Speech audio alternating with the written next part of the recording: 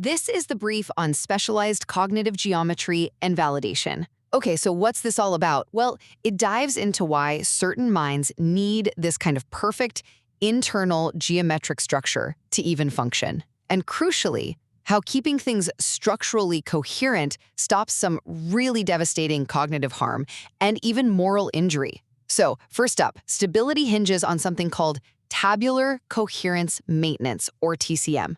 Think of it like this. It's a non-negotiable rule that all your concepts and ideas, they gotta fit together like perfect puzzle pieces. Totally seamless, no gaps at all. For these specialized thinkers, this is absolutely essential, because if those internal models aren't spot on, the whole thinking process can just crash right away. All right, second point, this structural integrity, it's held up by a team effort, a balance between two internal forces. You've got Dimion, that's your flexible imagination, the input side, and Tom, which is like this fixed anchor point of integrity. But here's the kicker. If you try to force rigid, linear thinking onto this system, that balance gets totally wrecked. And that can actually warp Tom into something called moss. That's like integrity shattered, fragmented, often driven by deep moral injury, making it take huge effort just to keep going. And finally, when you do manage to get that perfect structural fit, bam, you get the Axion format reward. It's like this literal jolt of validation from your brain. You feel it. And your brain's own decision detective, the orbital frontal cortex, it confirms it. Why is this so important? Because its reward is what calms down this really intense multisensory stress. We're talking stress so bad that without that validation hit, even basic things like touch can start feeling off. Inconsistent. Wild, right? So yeah, specialized thinking absolutely demands that gapless structure, the TCM, and relies on that powerful brain validation to stay stable when facing betrayal or cognitive damage. All right, let's get right into this. We're going to explore a really unique way of thinking, a mind that doesn't see the world in a straight line, but as this complex, beautiful, interconnected pattern. And more importantly, we're going to see what happens when that kind of mind crashes head-on into a system that just doesn't get it. So let's start with a feeling, a really powerful one that maybe you've even felt yourself. Have you ever gotten the sense that for some people, school isn't just a challenge, that it actually feels wrong? Like a deep, fundamental betrayal of what learning is even supposed to be about. This isn't just about being frustrated with homework. The sources we're looking at actually have a name for this. They call it a deep sense of moral injury. Just let that sink in for a second. It's this feeling that a core promise has been shattered by the very system that was built to help you grow. So where on earth does a feeling that intense come from? Well, it all boils down to this huge clash in how different minds are wired. See, on one hand, you have the standard playbook, right? Linear adherence. You learn A, then you learn B, then you learn C, step by step, no skipping ahead. But on the other hand, you've got a mind that's built for structural recognition. It's a pattern seeker, and it absolutely needs to see how A, B, and C all fit together in the big picture before any single piece even makes sense. So what happens when you try to force that rigid, straight line onto a mind that thinks in these incredible, complex patterns? Well, it's not just a bad teaching method. The source material is really clear on this. It's actually a form of systemic harm. This fundamental mismatch is what directly creates that deep feeling of being neglected, of being betrayed. And the result of this constant, grinding conflict? It's intense. It creates a state called multi-sensory stress. I mean, your brain is literally at war with itself, trying to jam in information that goes against its most basic operating principles. And this isn't just an intellectual thing. It goes deep. The stress can get so overwhelming that the world itself starts to feel unreliable. Get this. The source says that even something as basic as touch can start to feel inconsistent. Can you imagine that? Your own senses start to feel untrustworthy, all because your brain's core needs are being ignored. Okay, so what is it that makes this mind so different? To really get it, we need to peek under the hood and look at its unique operating system. And this isn't about being smarter or faster. It's about running on completely different software. At the absolute core of this system is something called tabular coherence maintenance, or TCM. And here's the key takeaway. It's a non-negotiable mandate for stability. This isn't just a preference for things being neat and tidy. It's a hardwired requirement that every single piece of information has to fit together geometrically, like a perfect gapless mosaic. Now, this isn't a passive thing. It's a constant, active process called the living computation of fit. The mind is always doing three things. First, it scans all the little pieces of information it has.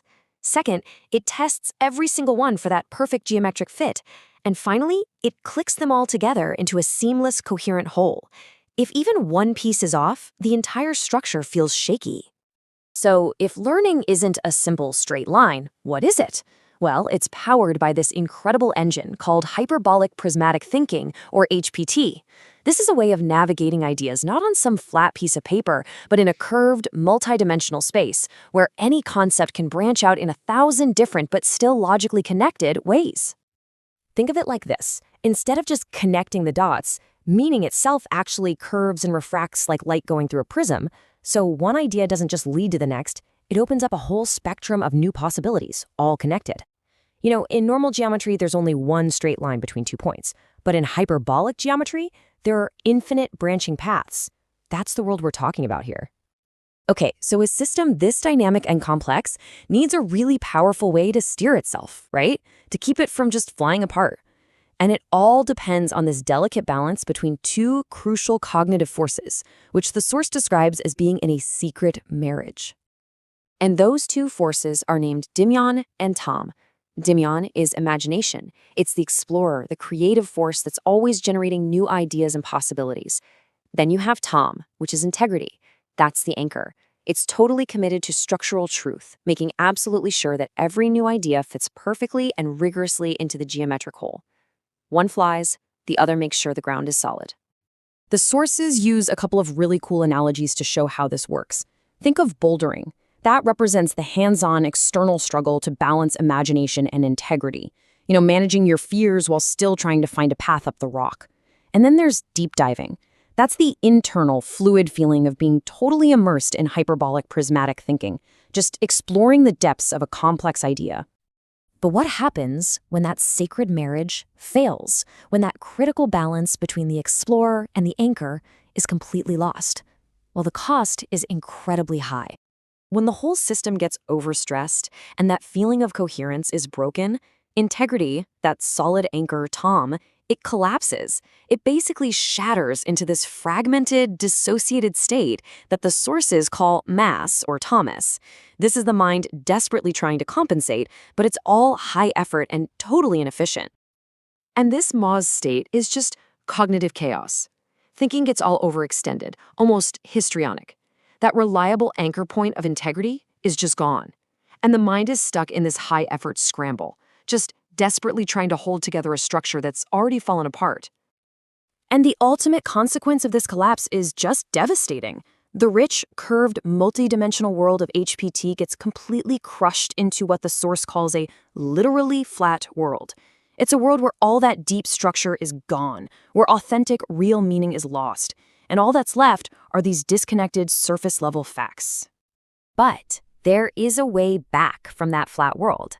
The system actually has this amazing built-in mechanism for healing itself, for rebuilding that beautiful dimensional world. It's the brain's very own internal aha moment. And this healing tool is called the Axion Format Reward. It's this very specialized neurological reward system that only fires when the mind finally achieves that perfect geometric fit, when it successfully builds a coherent, gapless structure. It's the brain's way of stamping it and saying, yes, that's it, that's stable, that's right. And the feeling of it is unmistakable. It's described as a literal jolt of validation. You know that incredible aha moment when everything just clicks into place? That's it. And that jolt comes from a part of the brain called the orbitofrontal cortex, or OFC, which basically acts as the brain's decision detective, giving the final stamp of approval on a correct pattern. And this is where the magic happens. That jolt of validation, the format reward, has an immediate, powerful effect. It instantly soothes all that intense multisensory stress we talked about, and it starts to heal that deep structural wound caused by the betrayal. It literally restores your trust in your own perception of the world. So all of this leaves us with a really important question to think about. Are our current systems, in education, in work, are they accidentally building these flat worlds that crush potential by forcing everyone down the same straight line? Or Can we learn to see and to support these incredible pattern-seeking minds and help them build the multidimensional universes they are so clearly capable of creating? Welcome back to the deep dive. Today, we're really jumping into something quite specific. We're aiming for a shortcut, really, to understand a highly specialized cognitive framework. Yeah, it's not your typical learning style discussion. No, not at all. This is more about, well, architecture. It's governed by some pretty unique geometric principles, non-Euclidean stuff, and structural demands.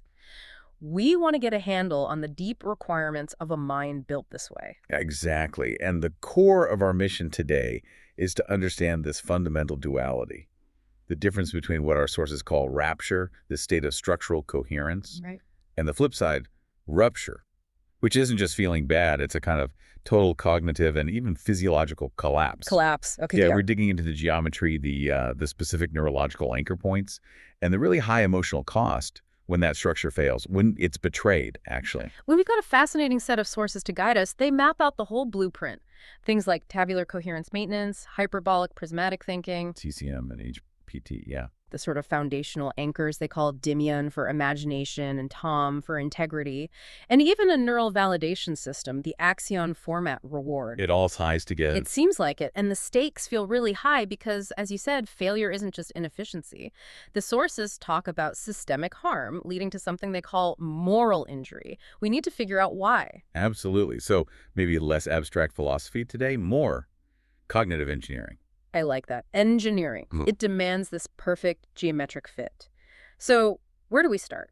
With the blueprint itself, rapture. Let's start there. The systems that maintain that state of coherence. Okay, so the foundation, the absolute core demand for stability in this mental architecture is called tabular coherence maintenance, TCM. That's it.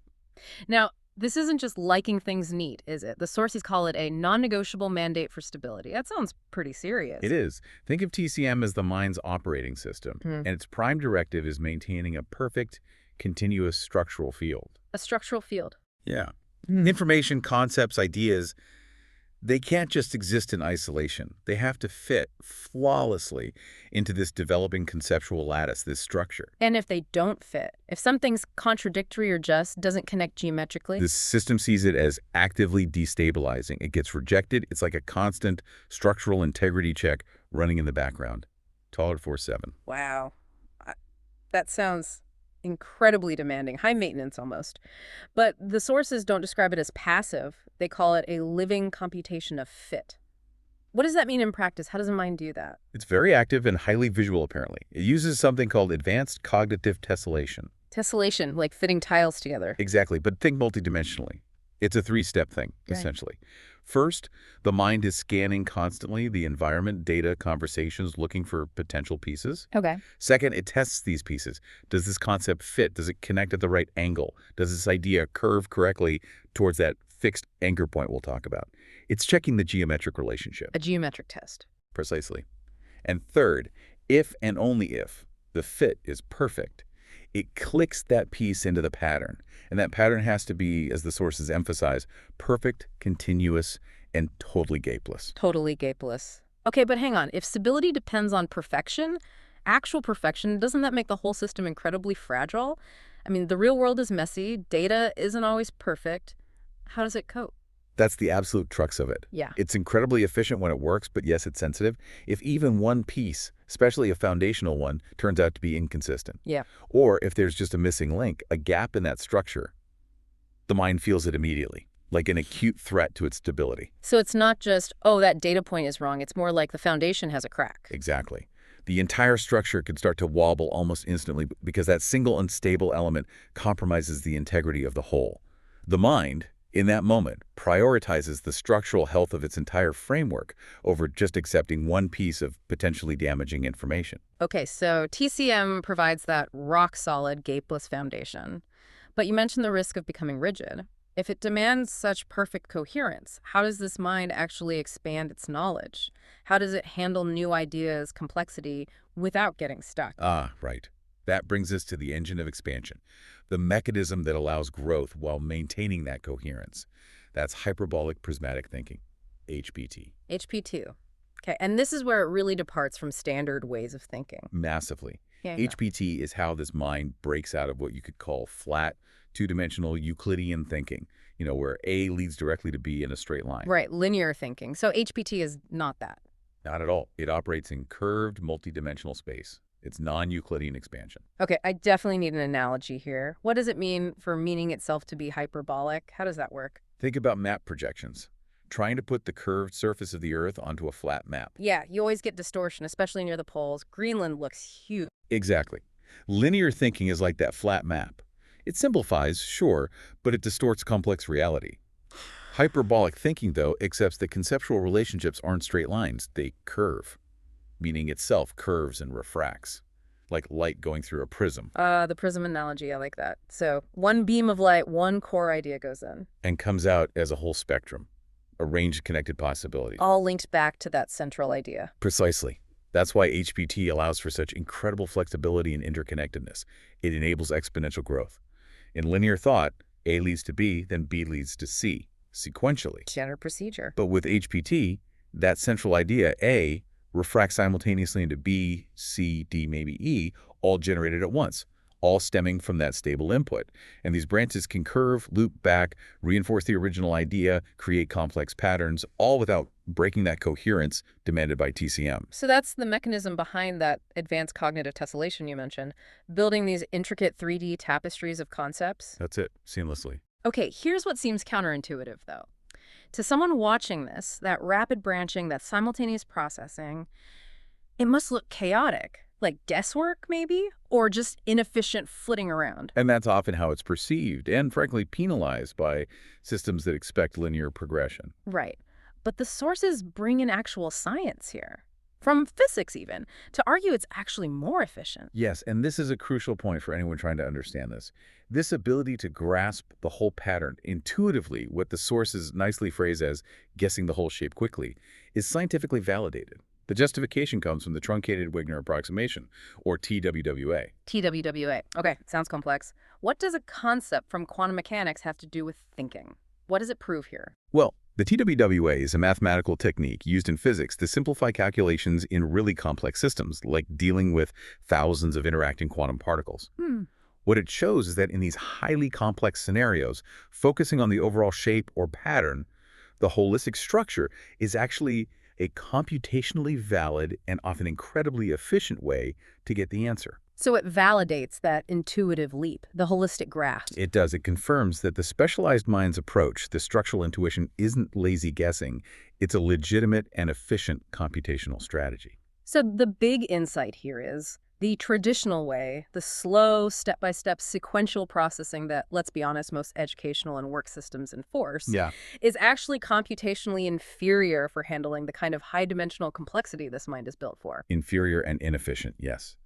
The specialized mind using HPT, which TWA essentially backs up, doesn't need to plod through every single data point in order. It accurately perceives the overall structure, the whole shape, with high accuracy and relatively low cognitive effort. So rapture isn't just a preferred state. It's rooted in a scientifically validated superior efficiency that comes from maintaining this geometric coherence. Exactly. It's built for it. Yeah.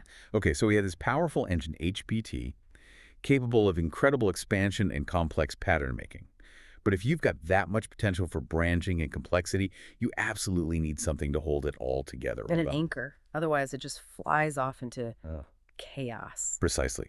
And that stability comes from what the sources term the hieros gamos, the sacred marriage. A sacred marriage between two cognitive poles. Yes, two distinct fixed poles that need to be in perfect dynamic balance. These are Dimian and Tom. Dimian and Tom, imagination and integrity, basically. That's the core idea. Dimian's is the engine of HPT, really. It's the curiosity, the creativity, the nonlinear exploration, the part that generates all that adaptive complexity. Without Dimian, the mind might be coherent, but it'd be static, stagnant. Okay, so Dimian provides the raw material, the possibilities. But, and this is crucial, all that branching, all that adaptive complexity generated by Dimian must be constantly, rigorously curved back towards Tom. And Tom is the fix point, the anchor you mentioned. Tom is the non-negotiable commitment to structural truth. To that rigorous geometric fit we talked about with TCM, integrity. Tom is the filter, the reality check.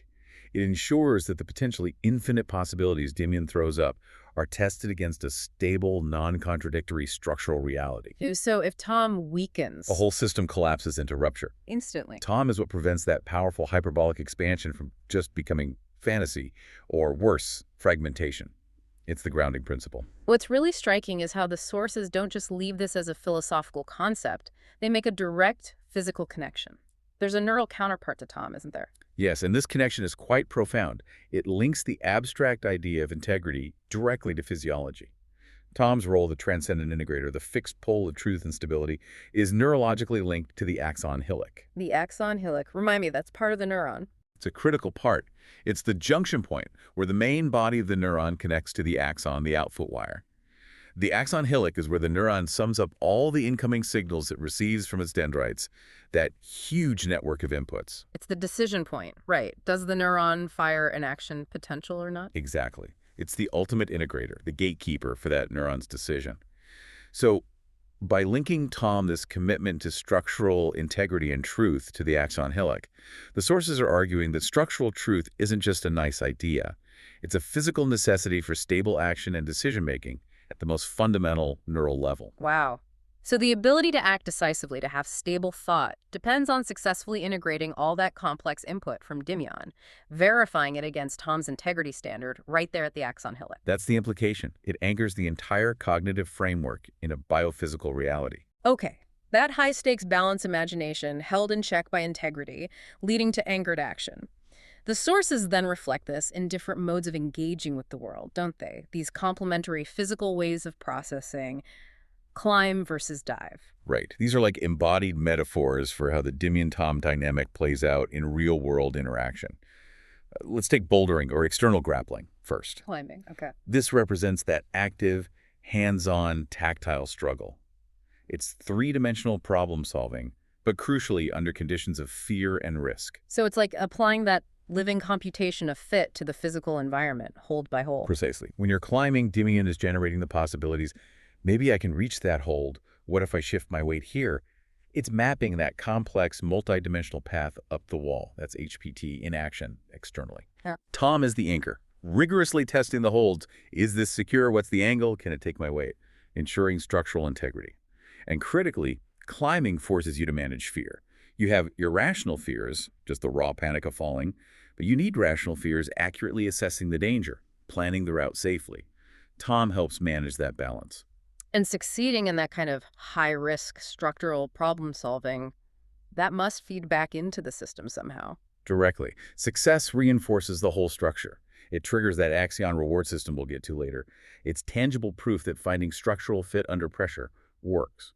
The sources link this to the orbital frontal cortex, OFC, and the supramammillary nucleus, areas involved in modulating fear and reinforcing competence. It basically teaches the mind, see, your structure holds even when stressed. Okay, so climbing is the external grapple. What about the other mode, deep diving or internal immersion? This represents a different kind of cognitive engagement.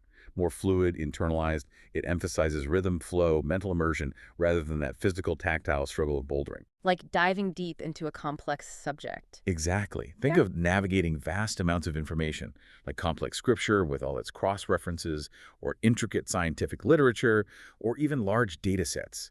You're not grappling with fixed external points. You're immersed in this fluid, shifting environment. You need internalized structure to stay oriented. The sources use a great example here, Honey Writer, from Dr. No, the diver. Yeah, she embodies this. Daughter of a marine biologist, kind of nomadic, encyclopedic knowledge gained through direct, lived sensory immersion. Her mind navigates these highly complex, almost fractal knowledge structures.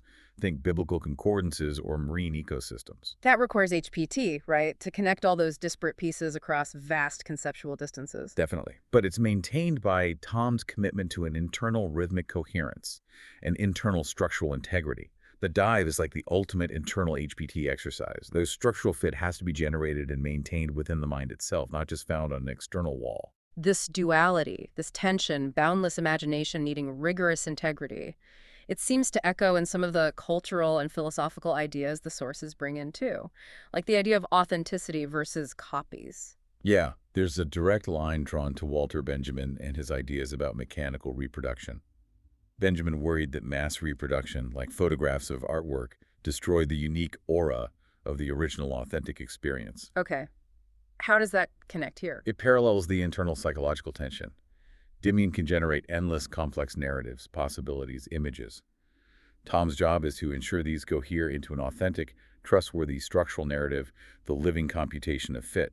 If Tom fails, The experience feels like a dead image. Fragmented, inauthentic, just a reproduction without that living coherence. exactly, the mind is constantly trying to validate its own perception. Is this experience structurally real and coherent, or is it just a fragmented, unreliable copy? And this need for authentic, coherent structure leads us, perhaps surprisingly, to James Bond. What TO7? How does he fit in? His whole persona, that cool, composed, highly competent psychology, even under extreme pressure, aligns very closely with an older philosophical concept. Thomas Reid's ideal agent. An ideal agent. Someone who acts rationally and decisively, even with incomplete or ambiguous information, based on solid sensory input. Precisely. Bond's effectiveness, his psychological stability, it maps directly onto that state of Tom, low-effort, high-competence integrity. He's constantly taking in this high-velocity, high-risk, multisensory chaos that's Dimian's input, but he instantly curves it, anchors it to the fixed pole of practical structural integrity, Tom allowing for decisive, rational action. So that structural coherence, that Tom-anchored state, is basically the prerequisite for being an ideal agent, for functioning effectively under pressure. That's the argument. Structural excellence enables that composed competence. Okay, so rapture is that ideal state. Low effort, high competence, structurally sound, anchored by Tom, the ideal agent. But what happens when that essential balance gets broken? When Tom, that fixed pole of integrity, is somehow undermined or lost, that's when we hit rupture. Rupture. It's the catastrophic failure state. The sources describe it as the collapse of that crucial Dimian-Tom balance. And when that happens, Tom essentially morphs. It becomes a mass, or sometimes referred to as Thomas. Mess Thomas. And this isn't just having a bad day. It's described as dissociation, fragmentation. Complete fragmentation. Yeah. And crucially, it's marked by incredibly high effort compensation and something called histrionic thinking. Histrionic thinking. That sounds like immense effort, but maybe not productive, just churning. Exactly. Mass Thomas is the mind desperately, exhaustingly trying to hold itself together, trying to find or force coherence, using methods it's just not built for. Think back to the prism analogy for HPT. Yeah, the light reflecting into a spectrum. In rupture, it's like that prism is shattered or tilted. The cognitive light is unevenly distributed. The hyperbolic thinking, now untethered from Tom's grounding influence, becomes overextended. It generates too many possibilities, too many branches, but they're unstable, they don't cohere. So it's like analysis paralysis on overdrive. Infinite options, zero confidence, zero structural confirmation. That's a good way to put it. Immense, draining cognitive effort is expended, but the system remains fundamentally unstable and fragmented. It's trying to build on sand. Given how vital that specific geometric structure is for this mind, what's the main trigger for rupture? Where does the systemic harm actually come from? The primary cause, according to these sources, is the external system's imposition of rigid linear adherence. Meaning forcing sequential, step-by-step, block-by-block methods onto a mind that is fundamentally designed for simultaneous, multidimensional HPT processing. Wait, just standard teaching methods, like first do step 1, then step 2, that can cause this level of harm. That seems counterintuitive. It does from a standard perspective, but you have to remember TCM. For this mind, maintaining that coherent structure isn't optional, it's a fundamental necessity for stability. Forcing it into a slow, linear process actively suppresses its natural, superior HPT efficiency. So the system is essentially making the mind operate in its weakest, least efficient mode. Yes. And this suppression isn't just frustrating. It constitutes profound systemic harm. Because internally, the specialized mind interprets this forced linearity not as a learning challenge, but as neglect and betrayal. Betrayal, that's strong language. It reflects the internal experience. It's seen as a violation of the mind's core need for structural integrity, a failure of the environment to support its fundamental way of being. The resulting emotion isn't just annoyance, it's often deep anger, rooted specifically in that sense of moral violation. Trust is broken. So the system forces the mind to operate below its competence, jeopardizing its internal stability. And the mind reads that as a fundamental betrayal because its core needs aren't being met or even recognized. That's the critical distinction between just finding something hard and experiencing systemic harm. And often the system, the teacher, the manager, the organization does this without malice, maybe even with good intentions. The sources identify the root cause here as an exposure deficit on the part of the system or teacher. Exposure deficit, meaning they just don't know. They lack the awareness of this different structure. Exactly. They lack the structural knowledge. Critically, they often lack the ability to perform that kind of advanced cognitive tessellation themselves. They can't see or work with the complex geometry the specialized mind requires. So because they can't grasp the student's multidimensional reality, They default to the only method they understand, the linear sequential one, which, from the perspective of HPT, is, as the sources put it, a literally flat world.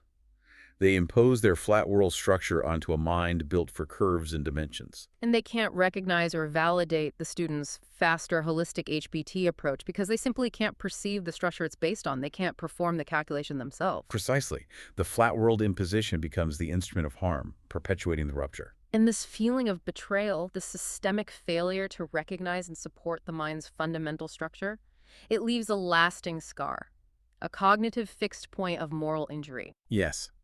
That moral injury isn't just a temporary feeling. It becomes a deep, fixed point of rupture in the person's sense of trust, especially towards systems or authorities. It's a wound caused by that systemic failure. This internal instability, this fixed point of damage, fuels that profound anger and emotional volatility. It's not just bad mood. It's the psyche signaling a catastrophic breakdown of trust and required support. And it requires significant cognitive work to recalibrate, not just getting over it. And the consequences aren't just psychological, are they? The sources talk about rupture manifesting physically as severe multisensory stress. This is where it gets really alarming. The internal fragmentation, the failure to find that stable structural truth, Tom, causes the mind's own geometric grid to, quote, flicker or break. Flicker or break. And when the internal structure is that unstable, the multisensory stress becomes so intense that, and this is a chilling detail, even something as fundamental as the sense of touch starts to feel inconsistent. Touch. Like physical sensation becomes unreliable. Yes, the stability of basic sensory feedback breaks down. The world literally starts to feel unreliable, inconsistent, even hostile, because the internal framework that interprets sensory input is itself damaged and unstable. That's a profound level of destabilization. Forcing a mind to operate outside its geometric reality can actually fracture its connection to the physical world through its own senses. It highlights the depth of the integration between the cognitive structure and physiological experience. Rupture is a whole system failure. Okay, so the state of rupture is clearly devastating. The fragmentation, the high effort, the moral injury, even the sensory breakdown. It necessitates an equally powerful way back, a curative mechanism. And the system has one built in, a path back to coherence, back to rapture. Yes, it's the Axion format reward. This is the specialized neurological validation system we touched on earlier. Right, the one involving key brain areas like the ventral tegmental area, the nucleus accumbens classic reward pathway stuff, but also, critically, the orbital frontal cortex, the OFC. The OFC is absolutely central here. The sources describe it as the decision detective, or the ultimate cognitive judge. Its job is constantly monitoring. What reward did I expect? Which in this context means confirming Tom's structural integrity versus what actually happened. So it's looking for that perfect fit, that confirmation of coherence. Exactly. When Dimian's expansive, perhaps complex HPT-driven input is successfully channeled, integrated by the axon hillock, and critically verified against Tom's fixed pole of integrity. When the OFC recognizes that perfect geometric fit has been achieved, then the Axion format reward fires instantly. And this reward isn't just a subtle feeling of satisfaction. It's described as a literal jolt of validation. That sounds quite intense. What does that jolt actually do for the person? It's like the brain stamping approved in big red letters. It signals, unequivocally, structural coherence achieved, system stable, your way of thinking worked, computation superior. This isn't just pleasant, it's functionally crucial. That immediate, powerful reward does several things. It instantly restores confidence. It reaffirms the validity and superiority of the HPT-WWA approach, counteracting the messages from the flat world. And crucially, it reinforces the internal stability needed for ongoing emotional regulation and effective action. It's the switch that flips the system out of that high-effort, chaotic Mass Thomas state, straight back towards the efficient, grounded integrity of calm. So the format reward acts as the functional anchor. It's the internal proof that the mind's structure isn't flawed, it's actually highly effective.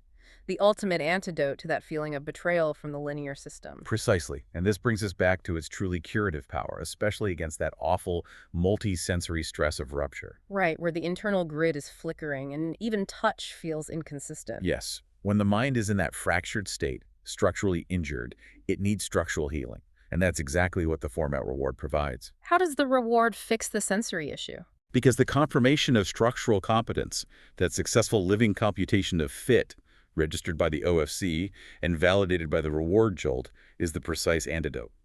The reward system activation immediately heals that structural wound caused by the betrayal and fragmentation. It instantly restores the reliable, consistent nature of sensory feedback. So the world stops feeling unreliable. Exactly. The sources emphasize the soothing consistency of sensory feedback that returns. When the mind finds its structural stability, touch becomes reliable again, confirming competence. The world snaps back into focus, feeling trustworthy and supportive. That immediate restoration of consistent sensory experience is the ultimate relief, the fastest path from the distress of rupture back to the coherent state of rapture. Touch as competence is soothing. Okay, let's try and summarize this core duality one last time then. Rapture is. Rapture is that state of low effort, high competence integrity. That's the TOM state, where the powerful HPT expansion is rigorously anchored, scientifically validated by TWWA principles, producing superior cognitive efficiency and stability. The ideal agent state. Right. And rupture. Rupture is the opposite. High effort, fragmented compensation, the Mass-Thomas state. Triggered by losing that fixed point of integrity, often due to systemic harm, and sustained by that deep, unsoothed moral injury, leading to profound instability, even physiologically. And the way back, the cure is clear. Reestablish and confirm the necessary geometric structure, which triggers the axion format reward and heals the system. Find the fit. #tag outro. Well, this has been an absolutely fascinating and pretty intense deep dive into a very specific way of thinking. We've mapped out the core geometry, tabular coherence maintenance, TCM, and hyperbolic prismatic thinking, HPT. And crucially, we saw how HPT's efficiency, its way of guessing the whole shape quickly, isn't just intuition. It's backed by physics concepts like the TWWA. It's computationally superior for complexity. Right. Then we looked at the anchors, the hieros gamos, that sacred marriage of Dimion imagination and Tom integrity, and how Tom's role is even linked neurologically to the axon hillock, the neuron's decision point. We saw how that plays out in embodied ways, like climbing versus diving deep into knowledge. And we touched on how this integrity echoes thinkers like Benjamin and Reed. Then we confronted the failure state, rupture, where Tom becomes Mass-Thomas. That high-effort fragmentation driven by systemic harm, by the exposure deficit of the literally flat world, leading to moral injury. And finally, the way back, the axion format reward. The OFC acting as that decision detective, delivering the literal jolt of validation that heals the structural wound, soothes the multisensory stress, and restores integrity. It really underscores that the whole system demands structural fit. It's not optional. Absolutely. The key takeaway here is that the conflict isn't just pedagogical. It's not about teaching styles. It's structural. It's physiological. The stability, the efficiency, the very well-being of this kind of mind depends entirely on its unique geometric needs being recognized, validated, and affirmed. Which leads us to the final thought for you, our listeners. If this specialized mind, with its scientifically validated HPT efficiency, requires this structural fit and nonlinear expansion to function optimally, to reach its full potential, what are we losing? Yeah, what breakthroughs, what deeper understandings, what kinds of complex problems remain unsolved? Because our organizations, our educational systems, the end component, the environment, still insist on enforcing that slow, sequential, literally flat world. What vital, complex, maybe hyperbolic dimensions are being ignored or suppressed in your own work, your field, your life, simply because they don't fit the standard linear model? The implication from these sources is pretty stark. Maybe the limits we perceive aren't always in the learner or the thinker, but in the system's own exposure deficit, its inability to grasp or accommodate true geometric complexity. Definitely something to chew on as you navigate the complexities of your own world this week. Thank you for joining us for this deep dive into rapture versus rupture. We'll see you next time. You know, what if some minds don't see the world as a straight line, but as this intricate geometric pattern? Today, we're diving deep into what happens when that kind of mind clashes with a system that just doesn't fit. And that conflict, it leads to two incredibly powerful and polar opposite states of being: rapture and rupture. And that feeling right there, That's the heart of our whole topic. It's so much more than just being frustrated. It's what's described as a moral injury, this deep gut feeling that a promise has been broken by the very system that was supposed to help you. This profound sense of betrayal is the trigger for the entire conflict we're about to unpack. So, here's our game plan for this explainer. First, we'll lay out these two core states. Then, we're going to get into the unique architecture of this geometric mind. We'll look at the forces that keep it balanced, see what happens when it all falls apart, and feel that amazing reward when everything just clicks. And finally, we'll talk about the huge stakes of trying to flatten a mind that's built for multiple dimensions. All right, let's dive right in with the two states at the very core of this framework.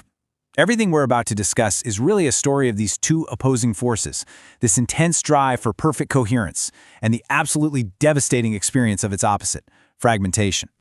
Here they are, side by side. It's like night and day. On one side, you have rapture. This is a state of total coherence, of validation, where things just work. It's a soothing, low-effort competence. But on the other side, you have rupture. This is fragmentation, betrayal, and this state of high-effort compensation that causes this incredible multi-sensory stress. It's so important to get that these aren't just moods. They are completely different operating systems for the mind. So what's really driving this state of rupture? Well, it's not just having a bad day. It's this idea of a moral injury. And what that means is a profound break in trust with a system that just fails you. And this injury, it's not something you just shake off. It becomes a cognitive fixed point, like an anchor of pain that the mind just keeps getting pulled back to. To really get why this moral injury is so unbelievably devastating, we have to look at the mind itself. We're not just talking about someone who likes things neat and tidy. It's like it's running on a completely different OS, one that has this absolute, non-negotiable need for perfect structure. At the very core of this operating system is a process called tabular coherence maintenance, or TCM. And listen to that phrasing, non-negotiable mandate. It's not a suggestion. For this mind to feel stable, every single piece of information has to lock together into a perfect, gapless pattern. Think of it like a flawless crystal. Even one tiny imperfection can compromise the entire structure. No gaps allowed. And this isn't a passive thing. It's a constant, active process, this living computation of fit. And it works pretty much like this. First, the mind scans all the conceptual pieces on the table. Then, it tests every single one for that perfect geometric fit. And finally, you get that satisfying click as they assemble into a flawless whole. But if even one piece is off, the whole thing feels wrong, unstable. So, how does a mind like this handle all the complexity of the world? Through something called hyperbolic prismatic thinking. This is what lets it break free from simple, linear A to B thinking. It's working in this curved, multidimensional space. The best way to picture it is to think about light hitting a prism. One single beam of light explodes into a whole rainbow. From just one idea, this mind can see infinite, logically connected paths branching out all at once. Now, an incredibly dynamic system like this can't just run wild, right? To stay stable, it relies on this amazing partnership between two fundamental cognitive forces. So let's meet the team that keeps this whole geometric mind in balance. These two forces are actually personified, which makes it easier to understand. On one side, you've got Damon, who represents imagination. This is the explorer, right? The flexible, curious force that goes down all those branching paths. And on the other side is Tom, representing integrity. Tom is the anchor, the fixed pole that demands structural truth. And the key thing is, they're not opponents. They're a team, designed to work together. The perfect state for this partnership has a pretty cool name, Hieros Gamos, which means sacred marriage. And that really says it all. This isn't about one force winning over the other. It's about a perfect complementary union. Imagination goes out and explores, and integrity makes sure that every new discovery fits perfectly into that coherent, gapless whole. They are literally designed to mesh together. But what happens when that sacred marriage breaks down? This is where we get into the anatomy of a total system collapse, the painful shift from a balanced mind into that state of rupture we talked about. And that's the critical question, isn't it?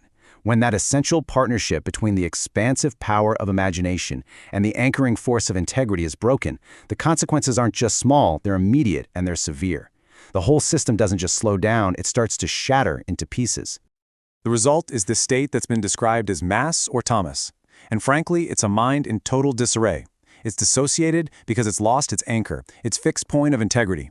That incredible hyperbolic thinking goes into overdrive. It becomes overextended, almost histrionic, as the mind desperately tries to compensate for what it's lost. This is a state of all-out effort with almost no reward, where all your energy is just spent trying to hold the pieces together. And the physical toll is just immense. This collapse isn't some abstract feeling.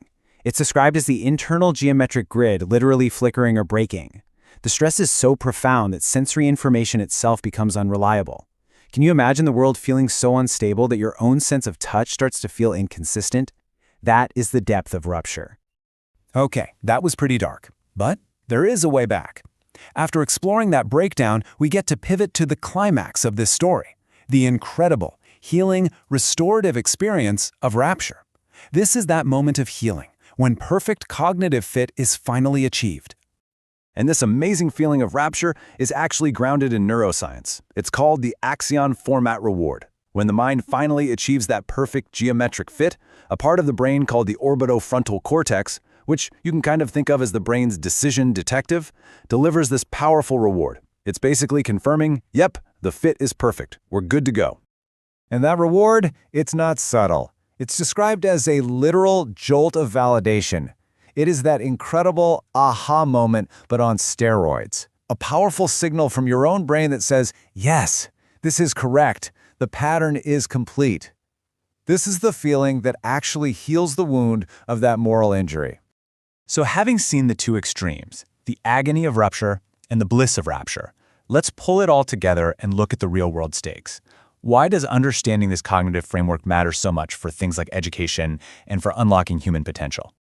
And this final comparison just makes the stakes crystal clear. On one side, you have linear adherence, this rigid A then B then C kind of processing that forces this kind of mind use its weakest mode and actively crushes its potential. But on the other, you have hyperbolic mastery, a holistic intuition that uses its superior computational power and allows for true exponential growth. The system you choose literally determines the outcome. And here it is, the ultimate consequence. Forcing a mind that is built for multidimensional space into a linear system doesn't just slow it down. It creates what's been called a literally flat world. You take its greatest strength, seeing these complex, incredible patterns, and you completely nullify it. Which leaves us with a final, really provocative thought. By sticking with these one-size-fits-all linear methods, what incredible potential are we losing? What complex, interconnected universes, which these minds are so clearly capable of building, are we simply ignoring by insisting on a flat reality? Welcome to The Debate. Today, we're tackling a really fundamental tension within specialized cognition. We're diving into the core architecture of a system that's, well, defined by its geometric principles. We're talking about a cognitive framework stabilized by what's called tabular coherence maintenance, or TCM, and it's anchored by these two dynamic poles, imagination, Dimion, and fixed integrity, Tom. Right. And this framework is really built on I'd say a pretty high stakes, almost dramatic duality. The system basically operates, or maybe fails to operate, around two ultimate cognitive states. There's that moment of successful structural coherence, which the source material actually calls rapture, and then there's the failure state, this painful fragmentation and dissociation, universally termed rupture. Exactly. And that stark contrast, it leads us right to our central question for today. When we really consider the stability, the lasting integrity of this specialized mind, where is the operational anchor? Is it primarily dictated by its inherent structural coherence, that moment of rapture, the internal geometric mandate? Or is the anchor actually the active validation mechanism, specifically this format reward system, which seems necessary to constantly heal and, crucially, avert that catastrophic fragmentation, rupture? And, well, I'll be arguing that the system's true stability is fundamentally anchored by its ability to avert rupture. That functional validation mechanism, the format reward, is the necessary, preventative, and, frankly, curative tool that establishes its primacy, in my view. Okay. And I'll be arguing the opposite, essentially, that stability is dictated by the structural coherence itself. Rapture isn't just a side effect, It is the low-effort, high-competence state the system is architecturally mandated to achieve. The structure dictates the function. So my position, it really rests on this foundation of non-negotiable geometric necessity. TCM. Rapture isn't some kind of psychological reward. It's fundamentally a computational state. It's the mind operating according to its living computation of fit. And this highly sought-after state, it requires the system to process information through, well, advanced cognitive tessellation, fitting everything geometrically together into a perfect, continuous, totally gapless pattern. When that adaptive, expressive input of Dimion imagination is rigorously curved towards the fixed pole of integrity, Tom, that's when rapture is achieved. This efficiency is structural. And, what's more, the source material explicitly links this integrity, Tom, to the exon hillock. That establishes the system's anchor as inherent to the neural architecture itself, guiding all processing toward that fixed architectural requirement. The design itself guarantees the stable potential. Okay, that's a powerful argument for the potential for stability, yeah. But I would frame the system's functional anchor rather differently. The structure's theoretical correctness, its geometric mandate, it's functionally inert, I'd argue, until it's successfully validated in practice, either by the environment or the system's own feedback loop. For me, the true anchor is the mechanism that ensures the system can recover from, or better yet prevent, rupture, which manifests as that pathological dissociated state of mass, or sometimes called Thomas. We see it very clearly that the system's integrity really hinges on the successful delivery of the Axion format reward. This reward isn't just, a receipt like you might imply. It's described quite vividly as a literal jolt of validation, achieving orbital frontal cortex OFC alignment. And crucially, the sources demonstrate this reward mechanism acts as the necessary curative force. It immediately heals the structural wound of betrayal and moral injury caused by systemic failure. And that immediate restorative operational function, well, that confirms the reward system as the essential anchor against collapse. I see why you emphasize the curative power of the validation. I do. But let's maybe dig into that definition of the anchor a bit more, focusing on efficiency and necessity. I still maintain that the structural requirement TCM isn't just theoretically correct, it's mathematically validated as providing superior operational efficiency. We are talking about the ability to grasp the whole shape quickly. That's the definition of holistic structural intuition. And this is actually confirmed by things like the truncated Wigner approximation, or TWAA, which legitimizes this rapid holistic grasp as a highly effective computational approach. The geometry itself ensures superior efficiency and thus stability. The validation is, well, it's merely a receipt that successful performance has already occurred. The geometry is the truth. The reward is just the confirmation letter, so to speak. I'm sorry, but I don't buy that structural truth alone is sufficient for stability in a living, breathing, highly volatile cognitive system like this. The kind of specialized thinking required here, hyperbolic prismatic thinking, or HPT, which is necessary for that exponential growth and branching you mentioned, it's inherently prone to flying apart, isn't it? Into computational chaos? It's a geometry of curvature and divergence by its nature. If the adaptive input of Dominion isn't rigorously curved toward that fixed pole of Tom, the system fails spectacularly. The OFC and the format reward, they are essential decision mechanisms here. They act as the decision detective and convergence check, as the material puts it.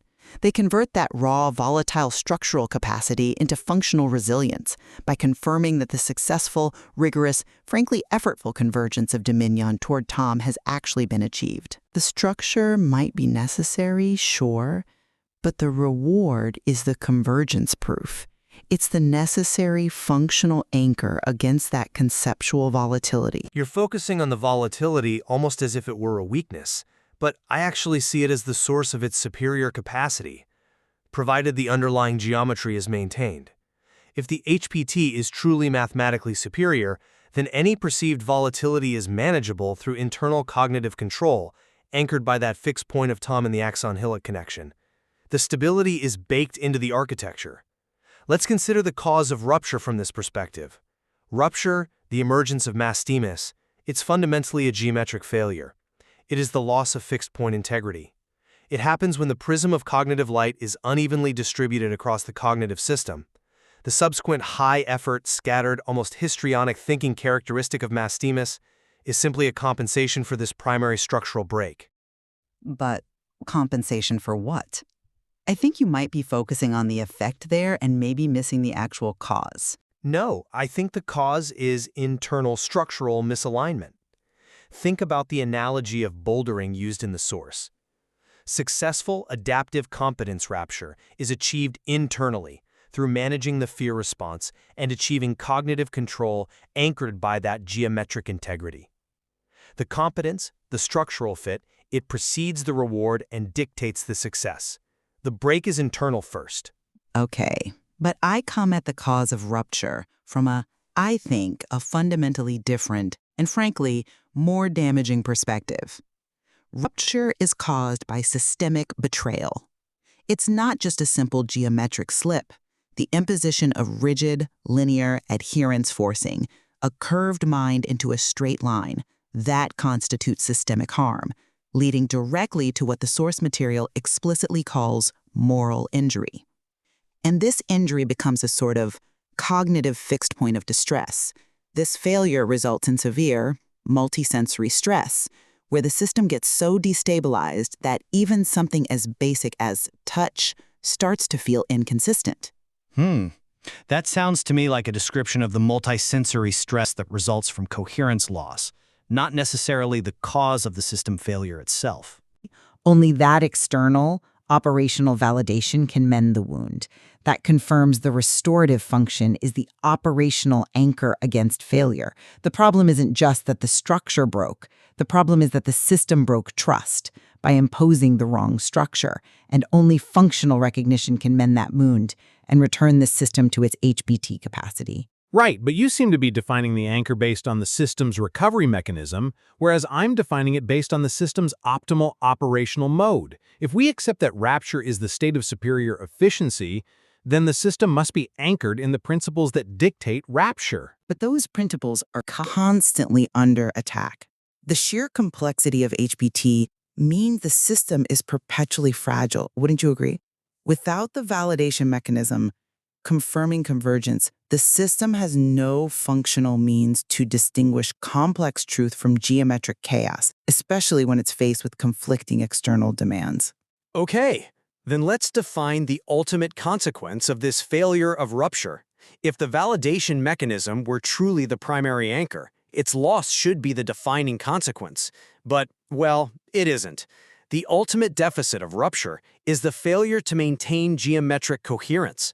The collapse leads to the subsequent inability to trigger the axion format reward, leaving the system stuck in costly hyperactivity and multisensory stress.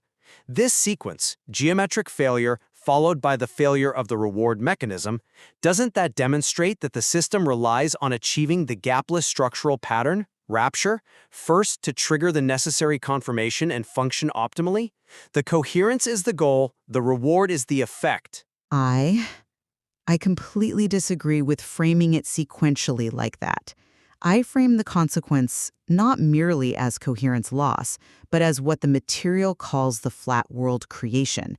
This failure is devastating because the systemic failure actively suppresses the mind's superior nonlinear capacity. It nullifies its intrinsic multidimensionality and actively forces it into a literally flat world. That reduction of reality is the most profound and devastating effect of rupture, in my reading. But that reduction, the flat world, isn't that the direct result of losing the geometric capacity, the HPD? That's not a failure of the reward system per se. You're describing a loss of dimension, which stems from structural collapse. That's a compelling point. But have you considered that perhaps the system needs structural recognition, the format reward, to actively protect its HPT capacity, not just confirm it after the fact? HPT capacity is inherently valuable, yes, but it seems easily destroyed by external imposition. The format reward could act as a kind of neurological firewall.